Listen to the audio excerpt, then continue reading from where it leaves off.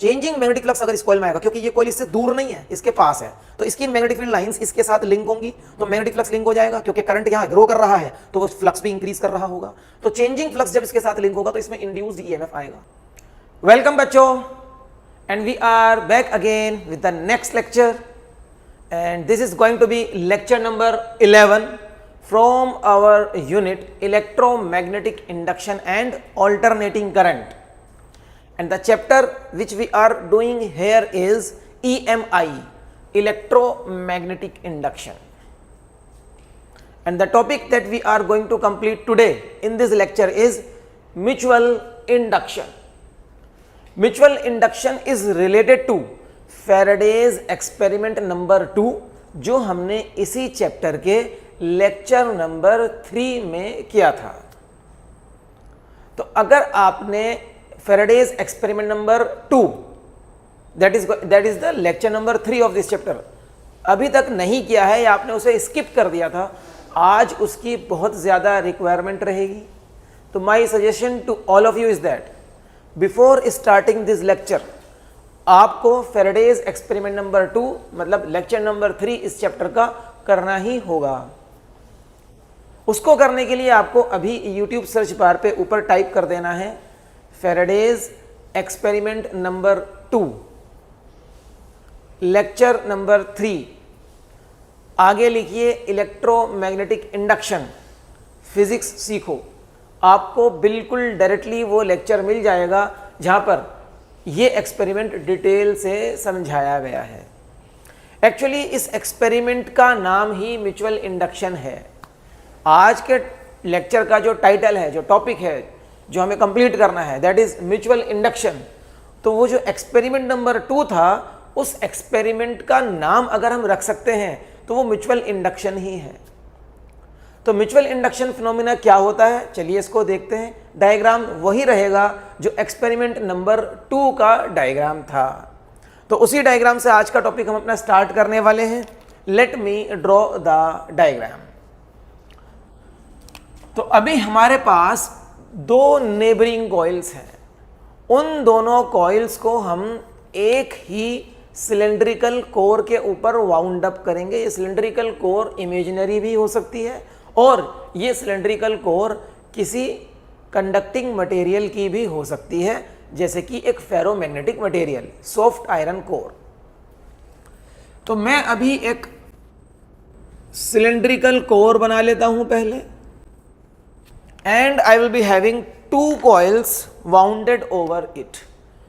एक कॉइल है मेरे पास ये वाली, इस कॉइल के साथ I am having a source of current with the help of a की के, a source of current with the help of a key K। और एक और नेबरिंग कॉइल बनाएंगे हम यहां पर, the another coil which is very close to it, क्योंकि इसके बहुत पास होती है इसलिए बोलते हैं नेबरिंग कॉइल्स। म्यूचुअल इंडक्शन का सबसे पहला क्राइटेरिया यही है कि 2 कॉइल्स एक दूसरे के बहुत पास होनी चाहिए, they must be neighbouring coils. तो there is another coil wounded over the same core, लेकिन इस वाली कॉइल में कोई भी सोर्स ऑफ करंट नहीं है, बल्कि हमने इस कॉइल के दोनों एंड्स को गैल्वेनोमीटर के साथ कनेक्ट किया था। याद करो आप एक्सपेरिमेंट नंबर 2। गैल्वेनोमीटर क्यों यूज किया जाता है किसी भी एक्सपेरिमेंट में?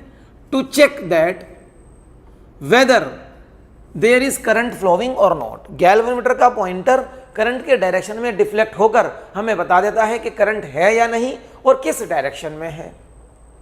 सो the 2 coils are S and P। P का मतलब प्राइमरी होता है वैसे तो, एंड S मतलब सेकेंडरी। तो एक कॉइल प्राइमरी है और एक सेकेंडरी कॉइल है। प्राइमरी कॉइल वो कॉइल है जिसको हमने एक इनपुट सप्लाई देनी है सो दैट इस कॉइल के अंदर करंट फ्लो करेगा because of this source of current. Potential difference का सोर्स है, बैटरी है या सेल है। दूसरी कॉइल है, उसके अंदर इंड्यूस्ड ईएमएफ या इंड्यूस्ड करंट आ जाएगा, उसको सेकेंडरी कॉइल बोलते हैं, जैसा कि एक्सपेरिमेंट नंबर 2 में हुआ था। ऐसा कब होता है कि एक प्राइमरी कॉइल की वजह से उसके नेबरिंग कॉइल में करंट इंड्यूस हो जाए, जब हम की को प्रेस करते हैं उस टाइम पर होता है सिर्फ at the time of pressing the key.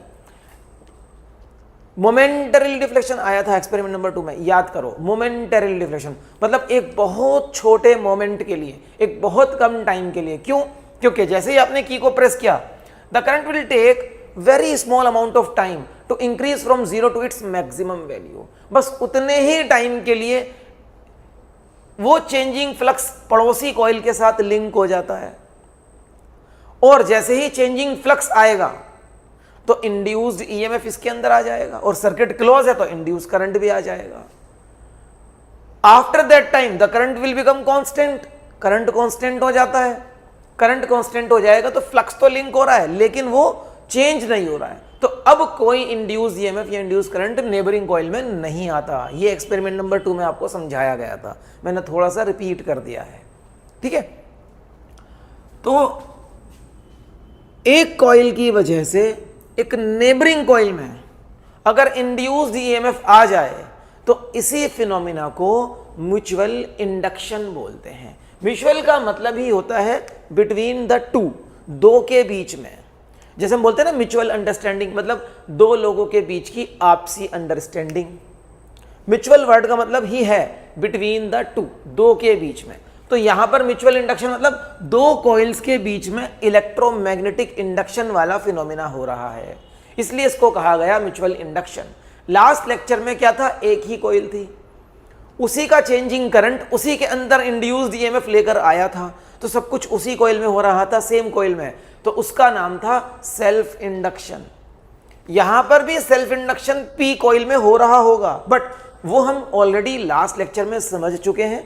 अब उससे आगे की कहानी समझनी है कि अगर इस कॉइल के पड़ोस में भी एक और कॉइल आ जाए तो उस कॉइल के साथ भी चेंजिंग फ्लक्स लिंक होकर पड़ोसी कॉइल में भी इंड्यूस ईएमएफ ले आता है, और इस फिनोमेना को हमने कहा इलेक्ट्रोमैग्नेटिक इंडक्शन के, इस फिनोमेना को हमने कहा mutual induction.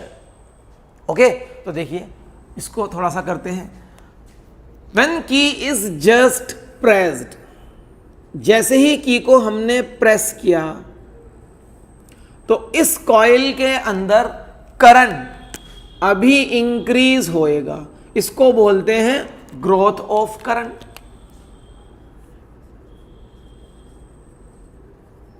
Growth of current वाला फेज हो गया स्टार्ट। तो जैसे ही करंट ग्रो करेगा तो यहां पर मैग्नेटिक फील्ड लाइंस आएंगी, there will be magnetic field lines over here, और वो magnetic field lines neighbouring coil है क्योंकि एक उसके साथ लिंक हो गई, लिंक हो गई तो एक फ्लक्स लिंक हो जाता है, यहां पर फ्लक्स लिंक हो गया। ओके, तो ये जो फ्लक्स अभी लिंक हुआ है, इफ इट इज चेंजिंग, और बिल्कुल चेंज हो रहा होगा क्योंकि यहां करंट चेंज हो रहा है तो फ्लक्स चेंज हो रहा होगा, तो इसके अंदर इंड्यूस्ड ईएमएफ आ गया।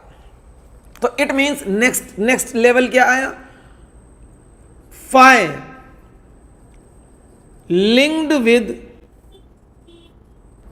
Neighbouring coil S is changing, और इसी की वजह से क्या होगा, इंड्यूस्ड ईएमएफ या induced current is set up in the neighbouring coil, in neighbouring coil S. तो बेटा ये नेबरिंग कॉइल, ये नेबरिंग कॉइल, ये इंपॉर्टेंट है। कॉइल्स बहुत पास पास होती हैं इस एक्सपेरिमेंट में, अगर कॉइल्स को दूर कर दोगे तो इस कॉइल का फ्लक्स इसके साथ लिंक नहीं हो पाएगा ना, तो फिर पड़ोसी कॉइल में कुछ नहीं होगा, ऑब्जर्व है ना। यही फिनोमिना म्यूचुअल इंडक्शन कहलाता है। तो म्यूचुअल इंडक्शन की हम डेफिनेशन यहां पर लिख सकते हैं,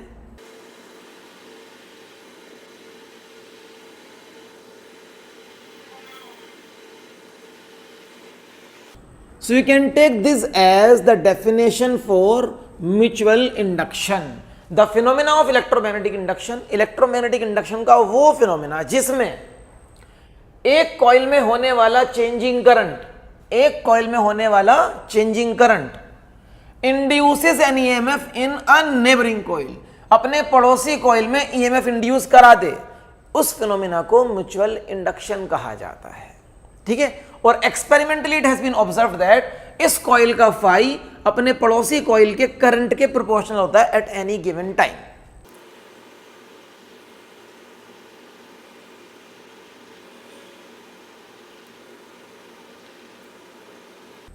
सो experimentally it has been observed that at any instant, किसी भी टाइम पर अगर आप ऑब्जर्व करोगे इस चीज को, तो जो मैग्नेटिक फ्लक्स इस कॉइल में आया है अभी, वो किसके प्रोपोर्शनल है? अपने नेबरिंग कॉइल। देखो neighbouring word is very important, बार बार मैं इस पर इंफेसिस डाल रहा हूं कि दोनों कॉइल्स को पास पास होना पड़ेगा इसमें, ठीक है। So is proportional to the current in the neighbouring coil at that time. तो हम कह सकते हैं phi is proportional to I, phi is proportional to I, ठीक है। याद रखना फाई कॉइल एस में है और आई कॉइल पी में है, ये दोनों अलग अलग कॉइल में हैं, ये याद रखिएगा। इस फॉर्मूले का कांस्टेंट ऑफ प्रोपोर्शनैलिटी, चलिए इधर लिखेंगे इसको,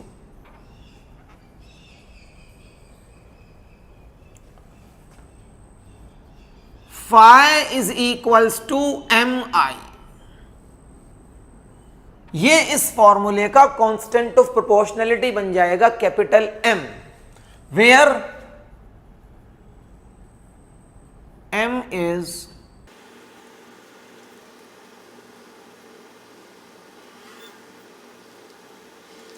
एम यहां पर कांस्टेंट ऑफ प्रोपोर्शनैलिटी है और इसको आप रिलेट कर सकते हो लास्ट लेक्चर से। जैसे लास्ट लेक्चर में phi is equals to L I था ना, एल कांस्टेंट ऑफ प्रोपोर्शनैलिटी था और एल का हमने नाम रखा था वहां पर कोएफिशिएंट ऑफ सेल्फ इंडक्शन या सेल्फ इंडक्टेंस, वैसे ही यहां पर भी है। Phi is equals to M I और एम है यहां पर कोएफिशिएंट ऑफ म्यूचुअल इंडक्शन या फिर आप इसको बोलेंगे mutual inductance for the given system of the two coils. इन दोनों कॉइल्स का, ऐसा नहीं है कि बस ये इसी कॉइल का है एस का या सिर्फ पी का है ना, for the system of the two coils, इन दोनों कॉइल्स का जो सिस्टम बन चुका है अब, उस सिस्टम का म्यूचुअल इंडक्टेंस एम है। M is the mutual inductance. Self inductance को हमने फिर लिखा था L is equal to phi by I, तो यहां पर हम म्यूचुअल इंडक्टेंस को भी ऐसे ही लिख सकते हैं। देखो also we can write as m is equals to phi upon I, है ना, लिख सकते हैं हम यहां पर। तो यहां से हम m की SI यूनिट, अगर L is equals to phi by I था और L की SI यूनिट हेनरी थी, तो m की भी हेनरी होगी, लेकिन फिर भी इसको प्रॉपरली मेंशन करते हैं, लिखते हैं। तो SI यूनिट देखते हैं यहां पर, SI यूनिट, phi की यूनिट लिख दीजिए वेबर, नीचे करंट की यूनिट लिख दीजिए एम्पियर। वेबर अपॉन एम्पियर को ही हम बोलते हैं हेनरी। हेनरी के लिए सिंबल यूज करेंगे कैपिटल H, तो मैं ये कह सकता हूं यहां पर कि 1 henry is equals to 1 weber upon 1 ampere, and this can be used to define 1 henry of mutual inductance. अगर आपको 1 हेनरी म्यूचुअल इंडक्टेंस इन दोनों कॉइल्स के लिए डिफाइन करना है तो यहां से डिफाइन कर सकते हो, और डेफिनेशन में बोल देता हूं, आप उस डेफिनेशन को अभी लिख लीजिए अपने नोट्स में, क्योंकि ये डेफिनेशन मैं बोर्ड पर नहीं लिखने वाला, ठीक है। तो ध्यान से डेफिनेशन को सुनिए, अगर जरूरत हो तो बीच में वीडियो को पॉज कर लीजिएगा और लिखिए डेफिनेशन जो हम यहां पर बोलने वाले हैं 1 हेनरी के लिए, using this formula, using this concept. इस कॉन्सेप्ट को यूज करके हम डिफाइन करने वाले हैं 1 हेनरी। तो आपको बस यहां पर यह समझना होगा कि बच्चों ये फाई इज ड्यू टू आई या I is due to phi, ये सोच के बताओ। करंट से मैग्नेटिक फ्लक्स आया है या मैग्नेटिक फ्लक्स से करंट आया है? डेफिनेटली इस करंट की वजह से ही पड़ोसी कॉइल में फ्लक्स आया है। तो इस बात को ध्यान में रखते हुए कि इस करंट की वजह से ही पड़ोसी कॉइल में मैग्नेटिक फ्लक्स आया है, हम अपने स्टेटमेंट को फ्रेम करेंगे 1 हेनरी डिफाइन करने के लिए। सुनो ध्यान से, if a current of 1 ampere, if a current of 1 ampere in a coil, ठीक है ना, if a current of 1 ampere flowing in a coil, causes a magnetic flux of 1 Weber, causes a magnetic flux of 1 Weber to be linked with the neighboring coil, then the mutual inductance of the two coils is said to be 1 Henry. सोचो आप अगर 1/1 कर दोगे तो answer 1 ही आएगा ना. Then the mutual inductance of the two coils is said to be 1 Henry. ये definition आप यहां पर मेंशन कर लीजिए, बहुत जरूरी है लिखना इसको. ओके, आगे बढ़ते हैं. अब एक कॉन्सेप्ट देखो और है हमारे पास यहां पर. अगर मैं यहां पर फेराडेज का लॉ यूज कर लूं, Faraday's law of electromagnetic induction use कर सकते हैं ना, using Faraday's law of electromagnetic induction. भूल तो नहीं गई Faraday's law of electromagnetic induction? इसका एक अलग ही लेक्चर हम लोगों ने किया हुआ है. Faraday's law of electromagnetic induction की इक्वेशन याद दिला दो बस आप मुझे. Induced EMF is equals to rate of change of magnetic flux. E is equals to d phi by dt. तो induced EMF जिसको हम स्मॉल e लिखते हैं, इस कॉइल में आया होगा ना induced EMF. तो पड़ोसी कॉइल में जो induced EMF आया है, induced EMF in the neighboring coil is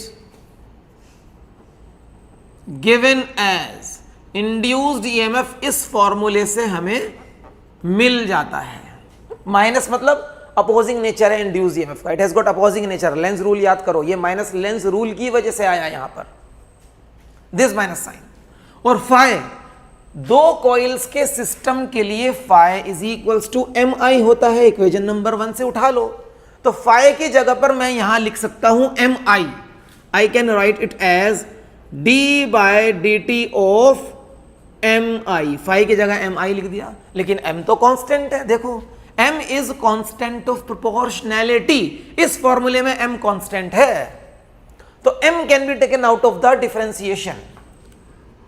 तो E is equals to minus M d I by d t. अब ये हो गया rate of change of current.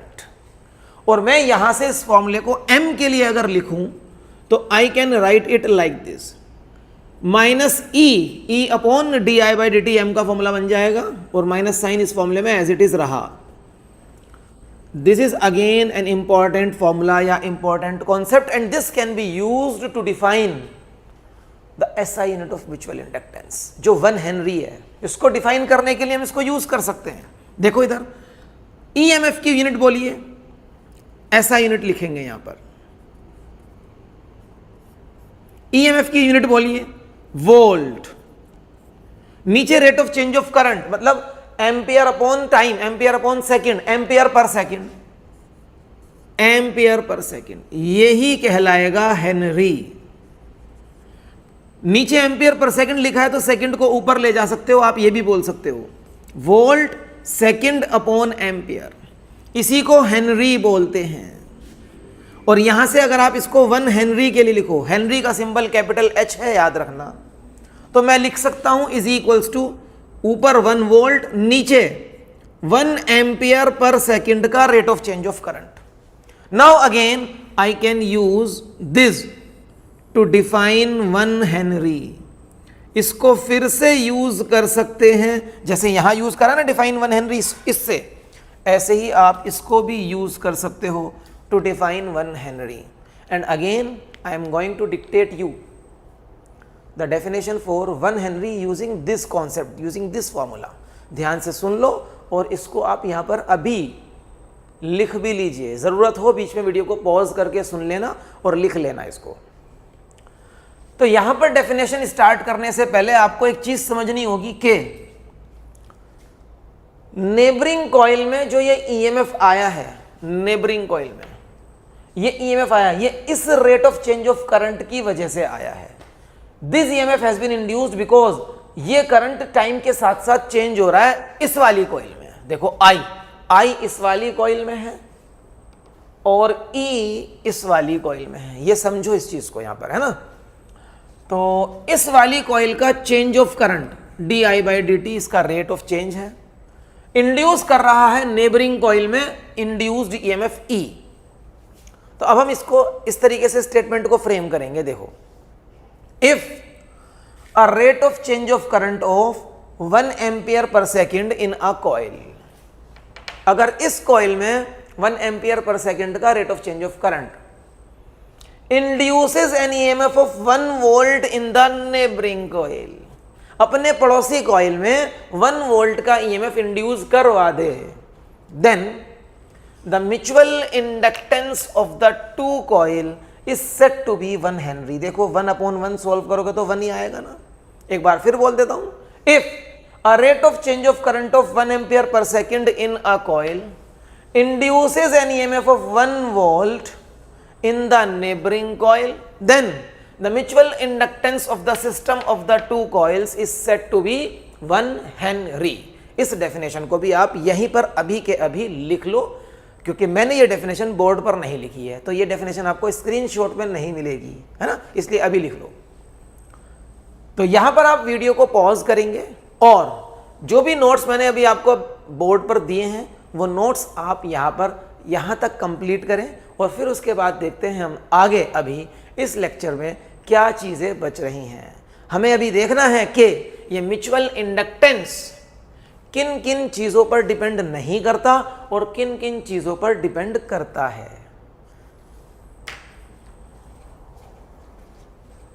I hope यहां तक आप कॉपी कर चुके हैं। चलिए अब आगे बढ़ते हैं इस लेक्चर में।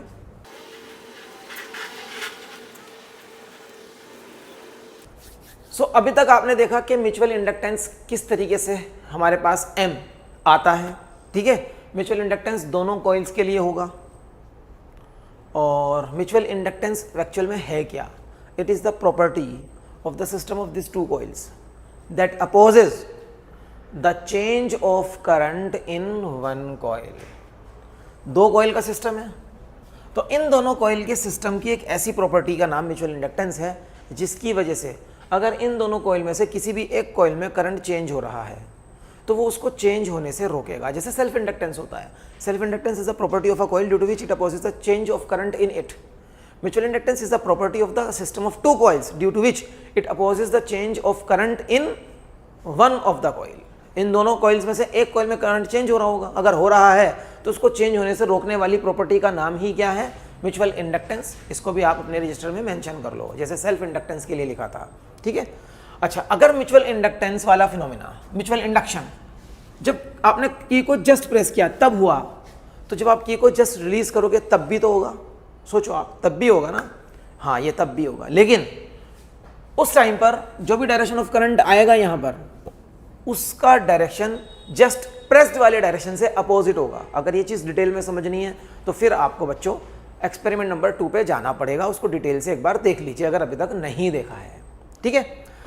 तो म्यूचुअल इंडक्टेंस दोनों ही केसेस में होगा, जस्ट प्रेस्ड वाले केस में भी होगा और जस्ट रिलीज्ड वाले केस में भी होगा, इस बात को याद रखिएगा, ठीक है। अब हम बात करेंगे कि म्यूचुअल इंडक्टेंस किन फैक्टर्स पे डिपेंड नहीं करता, पहले ये देखेंगे, और फिर किन फैक्टर्स पे डिपेंड करता है वो भी देखेंगे। तो सबसे पहले आप मेरे साथ ये फॉर्मूला लिख ही लो जो अभी अभी आपने सीखा है, phi is equals to M I. अब देखो ये फाई है ना, ये इस वाली कॉइल में था, तो कई बार हम अपनी बुक्स में देखते हैं कि ऐसे भी लिखा मिलेगा, फाई 2, इस कॉइल का phi 2 is equals to I1, इस कॉइल का I1, इस कॉइल को 1 मान लेते हैं, इस कॉइल को 2 मान लेते हैं, बहुत सी बुक्स में ऐसा करा गया है। तो phi 2 is equals to MI1 ऐसे भी लिख देते हैं, ठीक है। लेकिन हम अभी इसको इतना कंफ्यूजिंग वे में नहीं लिखना चाह रहे हैं। Phi is equals to MI, बस सीधा सीधा माइंड में याद रखो कि फाई इस वाली कॉइल में है, I इस वाली कॉइल में है, I is from the primary coil, phi is in the secondary coil, इतना याद रखिए आप इसको, ठीक है। अब कभी जरूरत होगी फाई 2, फाई 1, I1, I2 लिखने की तो लिखेंगे, बट अभी जरूरत नहीं है। तो phi is equals to MI एक फॉर्मूला बन चुका है जिसमें M is constant of proportionality, इसी को म्यूचुअल इंडक्टेंस कहते हैं। म्यूचुअल इंडक्टेंस एक ऐसी प्रॉपर्टी है दो कॉइल्स के सिस्टम की जिसकी वजह से अगर किसी भी एक कॉइल में करंट चेंज हो रहा है तो म्यूचुअल इंडक्टेंस उस करंट के चेंज होने को अपोज करता है, ये ऐसी प्रॉपर्टी है, ठीक। और म्यूचुअल इंडक्टेंस की ऐसा यूनिट हेनरी है। क्योंकि m इस फॉर्मूले का कांस्टेंट ऑफ प्रोपोर्शनलिटी है। तो यहां से इतनी बात तो समझ में आ जाती है कि म्यूचुअल इंडक्टेंस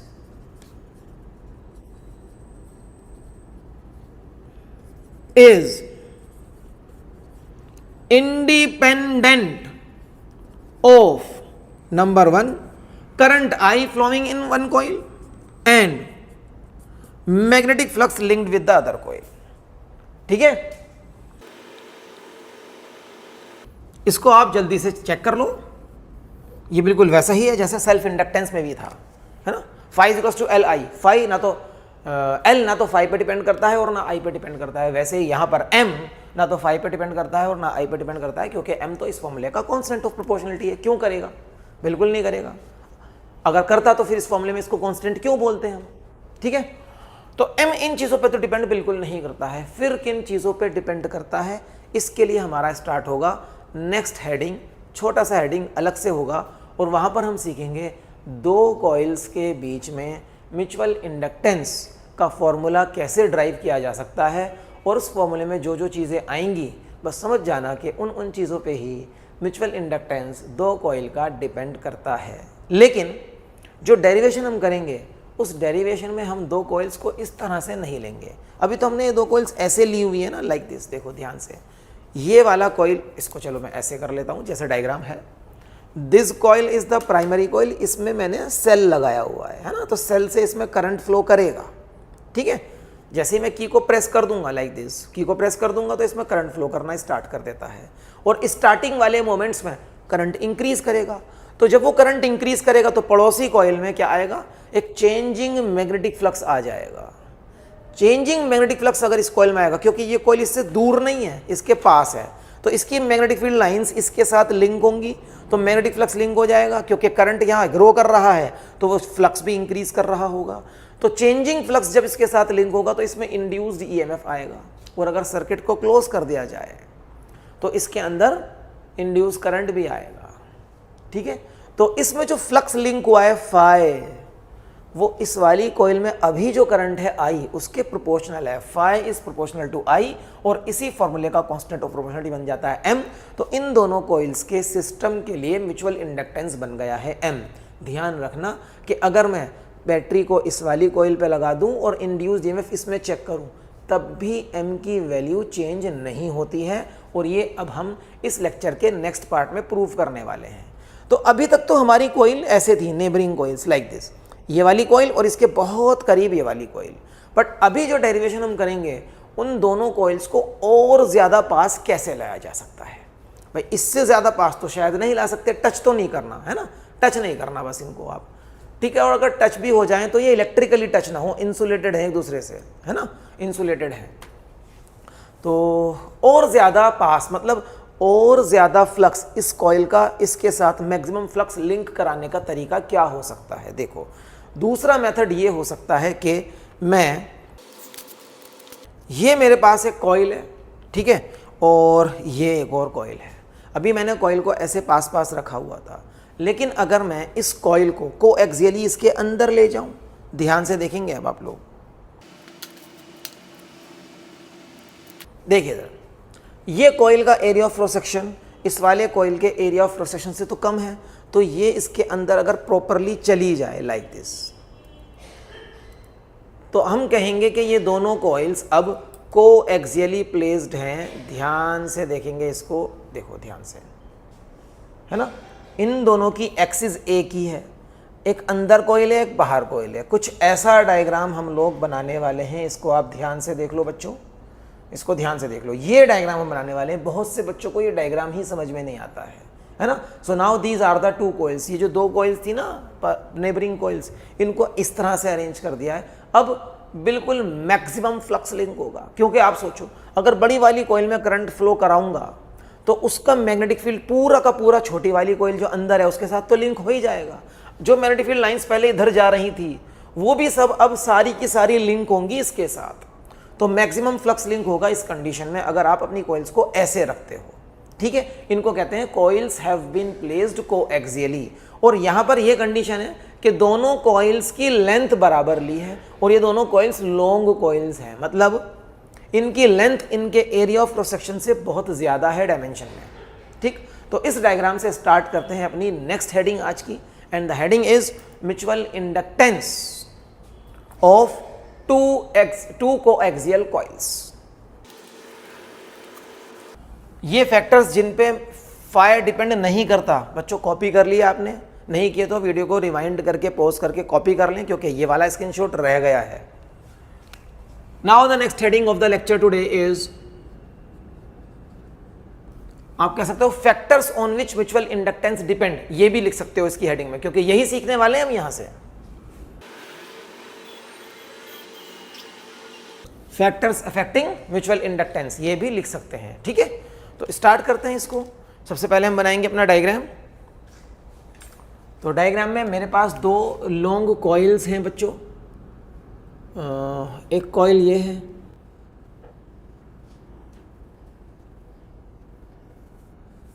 इस कॉइल को मैं कॉइल 1 बोलूंगा, ठीक है। और इस कॉइल का लेंथ L है, area of cross section A1 है, और इस कॉइल में अभी हम करंट फ्लो कराएंगे तो वो भी मेंशन कर देंगे, ठीक। दूसरी कॉइल इसके साथ को एक्सियली प्लेस्ड कर देते हैं लाइक दिस। देखो दोनों कॉइल्स की लेंथ सेम रखी है, तो इस वाली कॉइल के लिए ये कॉइल हम मानेंगे इसको कॉइल 2, इसकी लेंथ L ही है, area of cross section A2 है। इस कॉइल के number of turns per unit length N1 है, और इस कॉइल के लिए number of turns per unit length N2 है।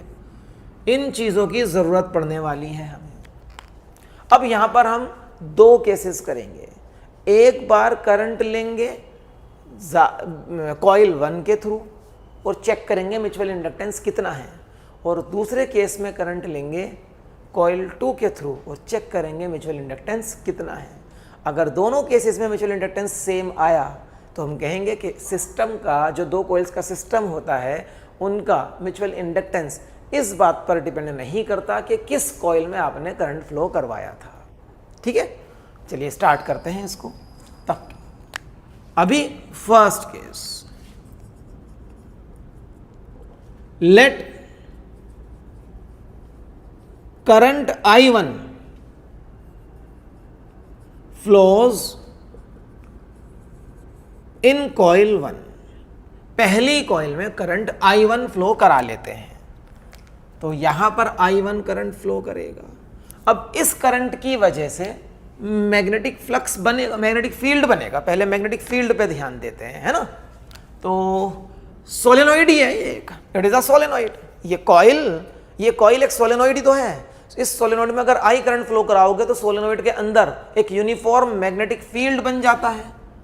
यूनिफॉर्म मैग्नेटिक फील्ड, आप मैग्नेटिक फील्ड लाइंस को ऐसे शो कर सकते हो, straight lines, parallel lines, equi spaced, ये बन गया, ठीक, ये बन गया।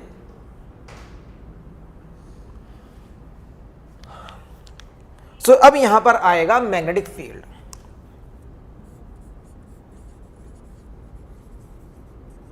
मैग्नेटिक फील्ड ऑफ कॉइल 1, उसको मैं लिखूंगा B1 और उसका आंसर होगा म्यू नॉट N1 I1, क्योंकि उस कॉइल में करंट I1 है, उस कॉइल के number of turns per unit length N1 है, और म्यू नॉट, अभी कॉइल के अंदर जो मटेरियल है वो फ्री स्पेस है, हमने अंदर कुछ रखा नहीं, तो म्यू नॉट, ये मैग्नेटिक फील्ड हो गया, ठीक।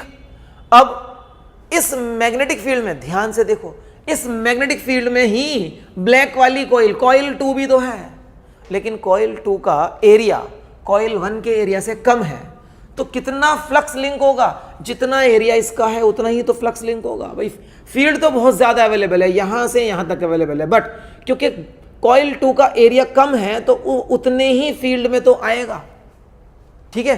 तो अब आप देखोगे magnetic flux linked with coil 2 phi 2,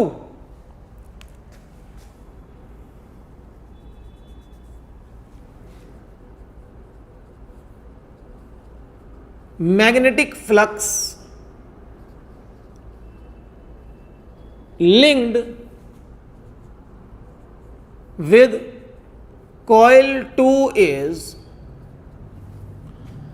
phi 2 is equals to, flux का फॉर्मूला होता है N B A cos theta, N is number of turns, तो कॉइल 2 के नंबर ऑफ टर्न्स लिखूंगा N2, है ना, number of turns, total number of turns N2 है इसके। बी, जिस मैग्नेटिक फील्ड में वो है वो वाला magnetic field, that is B1, ये वाला फील्ड। ए, जो एरिया लिंक हुआ है वो इसका कॉइल का एरिया, कॉइल 2 का area, that is A2 cos 0, 0 क्यों? क्योंकि एरिया का नॉर्मल और मैग्नेटिक फील्ड लाइंस का डायरेक्शन सेम है ना, तो cos 0 1 होता है। तो phi 2 is equals to N2 को मैं लिख सकता हूं number of turns per unit length into length, length of the coil is L। B1 की वैल्यू लिखी जा सकती है फ्रॉम दिस इक्वेशन, इस इक्वेशन को नाम लिख लो 1, लिख लो 1, इसका नाम 1 लिख दिया मैंने। तो from equation 1 mu naught N1 I1 A2 और cos 0 हो चुका है 1, and also we can write phi 2 as Mi, याद करो phi को तो आप कभी भी ये लिख सकते हो ना Mi, लेकिन अभी phi 2 इस वाली कॉइल में जो फ्लक्स लिंक हुआ है वो phi 2 है, phi 2, और इस वाली कॉइल के करंट की वजह से M1, तो मैं अभी M को M2 लिख दूं, M2, ठीक है। तो phi 2 can be written as M2 I1, M2 I1 is equals to mu naught N1 N2, ध्यान से देखते जाएं सब चीजें, L A2 I1, L A2 I1, current से करंट कैंसिल होना है क्योंकि करंट पे M की वैल्यू डिपेंड नहीं करती, आप ऑलरेडी सीख चुके हो, तो कैंसिल होना ही था। तो मेरे पास M2 का आंसर आ गया है mu naught N1 N2 L A2। This is the answer for mutual inductance in the case when current is flowing in coil 1 and flux is linked with coil 2। अब इसका उल्टा करेंगे, अब हम कॉइल 2 में करंट पास करवाएंगे और coil 1 में फ्लक्स लिंक करवाएंगे और चेक करेंगे कि म्यूचुअल इंडक्टेंस कितना आया। इतना आपको समझ में आया? अभी आपका काम है यहां पर वीडियो को पॉज करेंगे और यहां तक की चीज़ों को नोट डाउन करेंगे, फिर हम आगे बढ़ेंगे, क्योंकि अब जब आप लिखोगे ना तो आपके माइंड में आएगा, कुछ चीज़ें आएंगी कि क्या क्या पॉइंट्स आपको समझ में आ रहे हैं, और अगर कोई पॉइंट समझ में नहीं भी आया होगा तो जब आप वापस आओगे नोट करने के बाद तो कुछ और आगे की चीज़ें सुनोगे तो सब चीज़ें क्लियर हो जाएंगी।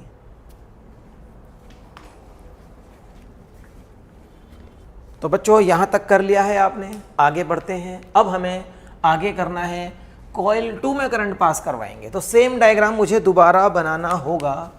चलिए मैं सेम डायग्राम को दोबारा बना लेता हूं। दिस इज कॉइल 1, यही वाली कॉइल, सब कुछ यही रहेगा, एंड कोएक्सियल कॉइल,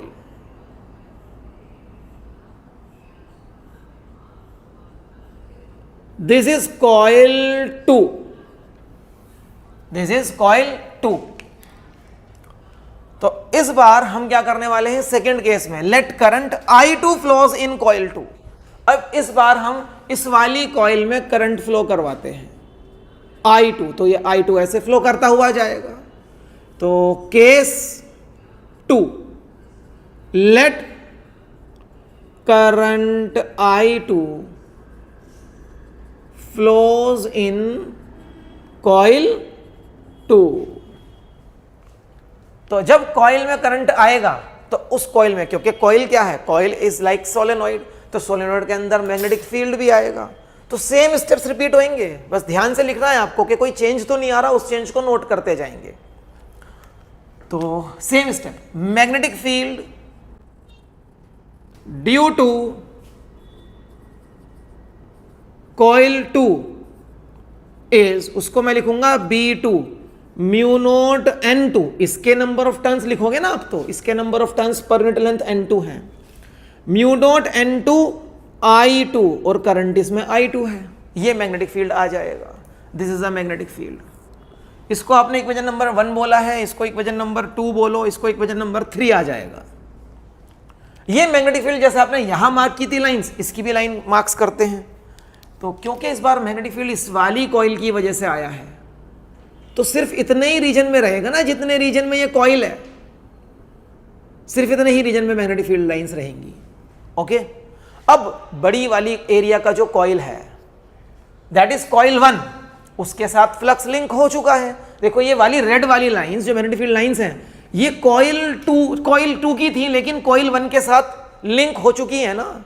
बट क्या ये कॉइल 1 के पूरे एरिया के साथ लिंक हुई हैं या थोड़े से एरिया के साथ लिंक हुई हैं?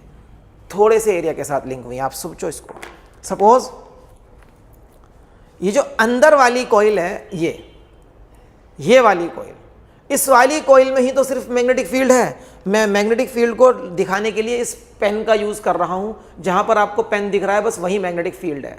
ओके, तो अब आप बताओ मुझे, क्या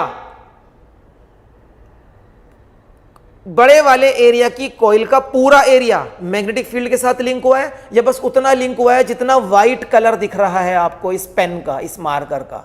सिर्फ उतना ही एरिया लिंक हुआ है ना, जो छोटा वाला एरिया है, जो छोटी कॉइल का एरिया है, and that area is A2।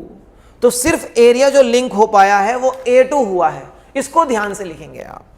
देखो अब ये पॉइंट कहां पर आपको ध्यान में रखना है, magnetic flux linked, magnetic flux linked, ये लिखना है वाला point.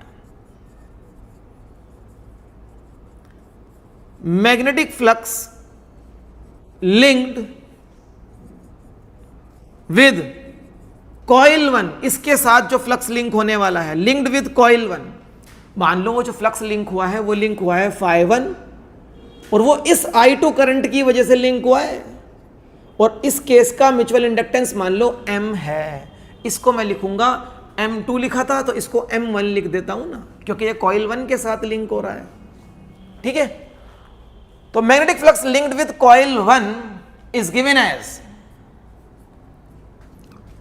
phi1 is equals to n number of turns, इसके नंबर ऑफ टर्न्स n1 है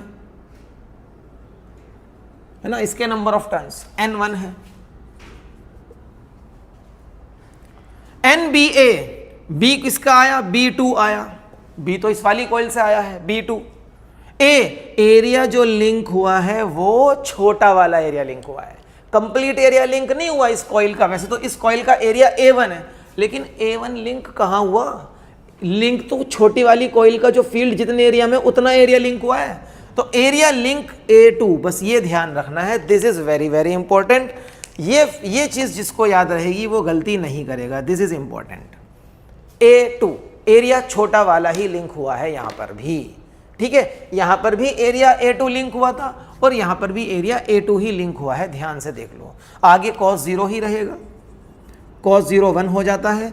तो मैं लिख सकता हूं phi1 is equals to n1 इन number of turns per unit length into length B2 की वैल्यू इक्वेशन नंबर 3 से उठाएंगे, म्यू नोट n2 I2, आगे A2 और उसके आगे cos 0 की वैल्यू 1। इसको आगे देखते हैं सॉल्व करके क्या बनेगा।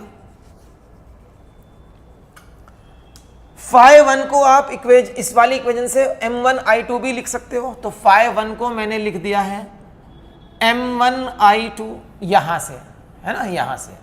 ठीक है, इज इक्वल्स टू, इधर देखिए, mu naught n1 n2 L1 A2। अच्छा, L1 तो L ही है, दोनों कॉइल्स की लेंथ सेम थी ना, तो L A2 I2, और करंट कैंसिल हो जाता है। तो मुझे M1 का आंसर मिल रहा है mu naught N1 N2 L A2। This is going to be equation number 4, और इक्वेशन नंबर 2 और 4 को करो कंपेयर, क्या दोनों सेम है? Mu naught N1 N2 L A2, mu naught N1 N2 L A2, बिल्कुल दोनों सेम है। तो इट मीन्स आप करंट चाहे कॉइल 1 में फ्लो करा लो या करंट कॉइल 2 में फ्लो करा लो, दोनों कॉइल्स का म्यूचुअल इंडक्टेंस सेम रहता है। ये जो दोनों कॉइल्स हैं, एक अंदर वाली कॉइल है और एक बाहर वाली कॉइल है, आप बाहर वाली कॉइल में करंट फ्लो कराओ या अंदर वाली कॉइल में करंट फ्लो कराओ, इस सिस्टम का म्यूचुअल इंडक्टेंस नहीं बदलता। तो सिस्टम का म्यूचुअल इंडक्टेंस कभी इस बात पर डिपेंड नहीं करता कि करंट कौन सी कॉइल में फ्लो कर रहा है। आज फिर हमारी एक चीज़ हाथ से छूटकर नीचे गिर गई, और ऐसा हमारे लेक्चर्स में अक्सर होता रहता है। ये कॉइल्स चाहे इस तरह की हो, इस तरह की हो, है ना, आप कॉइल ये वाली यूज करो करंट फ्लो कराने के लिए या ये वाली यूज करो, इन दोनों कॉइल्स के सिस्टम का जो म्यूचुअल इंडक्टेंस है M, वो सेम ही रहेगा। तो यहां पर हम ऑलरेडी प्रूफ कर चुके हैं from equation 2 and 4 M1 is equals to M2। From equation 2 and 4 M1 is equals to M2। तो जब ये दोनों इक्वल ही हैं तो सिंबल अलग अलग लेने की क्या जरूरत है, दोनों का सिंबल हम आज से एक ही कर देते हैं M, और M का आंसर रहेगा mu naught N1 N2 L A। A2 की जगह A लिख दिया है। अब what is A? A is area linked, और एरिया लिंक हमेशा कौन सा होगा? Smaller area. A is smaller area linked. Area linked पे ध्यान दो, स्मॉलर लार्जर छोड़ो। वैसे तो मैंने आपको बता दिया, आइडिया दे दिया कि स्मॉलर वाला एरिया ही कॉमन एरिया लिंक होता है, लेकिन area linked is important in this chapter. ये आपको मैंने फर्स्ट डे से समझाया है, ठीक है। तो ये फॉर्मूला आपको याद रखना है, और इसको मान लो आज की इक्वेशन नंबर 5। और ये फॉर्मूला हमें बता रहा है कि म्यूचुअल इंडक्टेंस किन किन फैक्टर्स पे डिपेंड करता है। ये सीखना था ना आज हमें कि किन किन फैक्टर्स पे म्यूचुअल इंडक्टेंस डिपेंड कर रहा है, हेडिंग में लिखा हुआ है। तो mutual inductance depends on permeability of the material with in the coils. Coils के अंदर क्या मटेरियल है, अभी तो फ्री स्पेस था, तो म्यू नोट पे डिपेंड कर रहा है। लेकिन अगर आप इन कॉइल्स के अंदर एक कोर लगा दो किसी और मटेरियल की, तो उस कोर के मटेरियल की परमिएबिलिटी पे डिपेंड करेगा। और अगर ये कोर आपने लगा दी है आयरन फेरोमैग्नेटिक मटेरियल की, फेरोमैग्नेटिक मटेरियल का म्यू बहुत ज्यादा होता है, तो उससे क्या होगा, जिस कॉइल में करंट फ्लो कर रहा है उस कॉइल का मैक्सिमम फ्लक्स इसके साथ लिंक करवा देगा वो, और फ्लक्स मैक्सिमम लिंक हो गया तो maximum induced EMF, maximum induced current बनेगा पड़ोसी कॉइल के अंदर। ये फायदा होता है हमारे पास कि अगर आप एक सॉफ्ट आयरन कोर ले लो या फेरोमैग्नेटिक मटेरियल की कोर ले लो, तो म्यू पे डिपेंड करेगा। मैंने म्यू लिख दिया, म्यू नोट हटा दिया है, ध्यान से देख लो, ठीक है। म्यू मतलब उस मटेरियल का म्यू जो भी मटेरियल आपने कॉइल के अंदर रखा हुआ है। एम डिपेंड करता है number of turns per unit length पर दोनों कॉइल्स के लिए। तो इन दोनों कॉइल्स के नंबर ऑफ टर्न्स ज्यादा रखने हैं पर यूनिट लेंथ। पर यूनिट लेंथ का मतलब क्या है, देखो नंबर ऑफ टर्न्स तो देखो दो, अब इसमें 1 2 3 4 5 6 7 है मान लो, लेकिन ये इतनी बड़ी लेंथ में है, अगर मैं इनको पास पास वाउंड कर दूं तो अब कॉइल वही है, नंबर ऑफ टर्न्स भी उतने ही है 7, लेकिन पास पास है, तो number of turns per unit length ज्यादा हो गए। इसको बोलते हैं number of turns per unit length. तो number of turns per unit length को ज्यादा करने के लिए क्या करना पड़ता है, कॉइल के टर्न्स पास पास होने चाहिए, इसलिए बोलते हैं कि कॉइल के टर्न्स को पास पास रखो। N1 N2 पे डायरेक्टली प्रोपोर्शनल है, लेंथ पे डायरेक्टली प्रोपोर्शनल है। कॉइल जितनी ज्यादा लेंथी होगी उतना ज्यादा म्यूचुअल इंडक्टेंस बनेगा, और एरिया के डायरेक्टली प्रोपोर्शनल है। कॉइल का एरिया, जो एरिया लिंक हुआ है, वो जितना ज्यादा एरिया लिंक होगा उतना ज्यादा म्यूचुअल इंडक्टेंस आएगा। These are the factors on which mutual inductance of the system of two coils depends. और किस पे डिपेंड नहीं करता, फाई और आई पे एम कभी डिपेंड नहीं करता, याद रखना, फाई और आई पे ये एम कभी डिपेंड नहीं करता है। So this is the lecture today. आज के लेक्चर की कहानी भी हमने फिनिश कर ली है, और आज के लेक्चर में हमने सीखा कि अगर दो नेबरिंग कॉइल्स होती हैं तो किस तरह से उनके बीच में जो म्यूचुअल इंडक्टेंस होता है, the property to oppose the change of current in one coil, वो किस तरीके से काम करती है, किन चीज़ों पर डिपेंड करती है और किन चीज़ों पर डिपेंड नहीं करती है। ठीक, नेक्स्ट लेक्चर का टॉपिक जो होगा that is going to be eddy currents. Next lecture में हम एडी करंट्स सीखेंगे, लेकिन आज के लेक्चर को क्लोज करने से पहले बच्चों आपको मैं फिर से याद दिलाऊंगा कि हम इस प्यारे से चैनल फिजिक्स सीखो पर अभी जो चीज़ कर रहे हैं that is class 12th physics का सिलेबस, और कंप्लीट सिलेबस हम लोग कर रहे हैं, और पूरी कोशिश है कि सिलेबस को कंप्लीट करना है बाय 31 दिसंबर, जिससे कि आप लोगों के पास जो बच्चे भी इस बार बोर्ड के एग्ज़ाम्स 2025 के एग्ज़ाम्स देना चाह रहे हैं उनको प्रॉपर टाइम मिल जाए सिलेबस कंप्लीट होने के बाद भी रिवीजन के लिए और प्रैक्टिस करने के लिए। और जो बच्चे भी अभी तक भी अपने फिज़िक्स की पढ़ाई को, अपने फिज़िक्स की स्टडीज़ को सीरियसली नहीं कर पाए हैं, उनके लिए बहुत अच्छी अपॉर्चुनिटी है कि यहाँ पर आप आएँ, चैनल को सब्सक्राइब करें और मेरे साथ अपने फिज़िक्स के सिलेबस को कंप्लीट कीजिए।